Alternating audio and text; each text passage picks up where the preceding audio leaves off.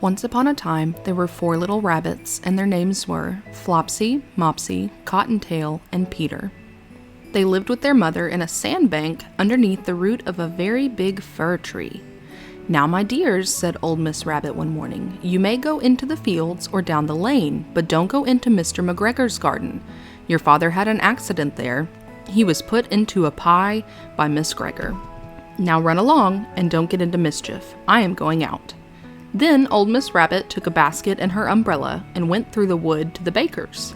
She bought a loaf of brown bread and 5 currant buns. Flopsy, Mopsy, and Cottontail, who were good little bunnies, went down the lane to gather blackberries.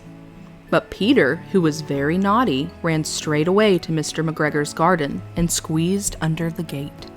First he ate some lettuces and some French beans, and then he ate some radishes, and then, feeling rather sick, he went to look for some parsley. But round the end of a cucumber frame, whom should he meet but Mr. McGregor? Mr. McGregor was on his hands and knees, planting out young cabbages, but he jumped up and ran after Peter, waving a rake and calling out, "Stop, thief!" Peter was most dreadfully frightened. He rushed all over the garden, for he had forgotten the way back to the gate. He lost one of his shoes among the cabbages and the other shoe amongst the potatoes. After losing them, he ran on 4 legs and went faster, so that I think he might have got away altogether if he had not unfortunately run into a gooseberry net and got caught by the large buttons on his jacket. It was a blue jacket with brass buttons, quite new. Peter gave himself up for lost and shed big tears, but his sobs were overheard by some friendly sparrows who flew to him in great excitement and implored him to exert himself. Mr. McGregor came up with a sieve, which he intended to pop upon the top of Peter, but Peter wriggled out just in time, leaving his jacket behind him, and rushed into the tool shed and jumped into a can. It would have been a beautiful thing to hide in if it had not had so much water in it. Mr. McGregor was quite sure that Peter was somewhere in the tool shed, perhaps hidden underneath a flower pot. He began to turn them over carefully, looking under each. Presently Peter sneezed. Kerchoo! Mr. McGregor was after him in no time, and tried to put his foot down upon Peter, who jumped out of a window, upsetting 3 plants. The window was too small for Mr. McGregor, and he was tired of running after Peter. He went back to his work.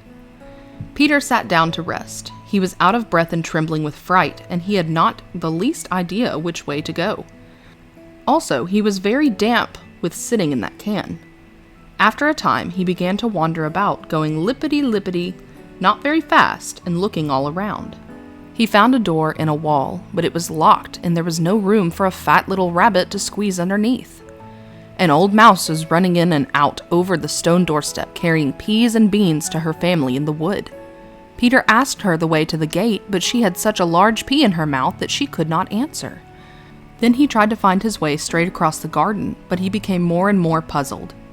Presently, he came to a pond where Mr. McGregor filled his water cans. A white cat was staring at some goldfish.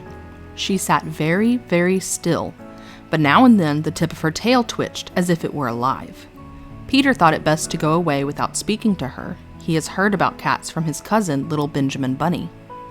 He went back towards the tool shed, but suddenly, quite close to him, he heard the noise of a hoe. Scritch, scratch, scratch, scritch. Peter scuttered underneath the bushes, but presently, as nothing happened, he came out and climbed upon a wheelbarrow and peeped over. The first thing he saw was Mr. McGregor hoeing onions. His back was turned towards Peter, and beyond him was the gate. Peter got down very quietly off the wheelbarrow and started running as fast as he could go along a straight walk behind some black currant bushes. Mr. McGregor caught sight of him at the corner, but Peter did not care. He slipped underneath the gate and was safe at last in the wood outside the garden. Mr. McGregor hung up the little jacket and the shoes for a scarecrow to frighten the blackbirds. Peter never stopped running or looked behind him till he got home to the big fir tree. He was so tired that he flopped down upon the nice soft sand on the floor of the rabbit hole and shut his eyes. His mother was busy cooking. She wondered what he had done with his clothes. It was the second little jacket and pair of shoes that Peter had lost in a fortnight. I am sorry to say that Peter was not very well during the evening. His mother put him to bed and made him some chamomile tea and gave a dose of it to Peter. 1 tablespoonful to be taken at bedtime. But Flopsy, Mopsy, and Cottontail had bread and milk and blackberries for supper.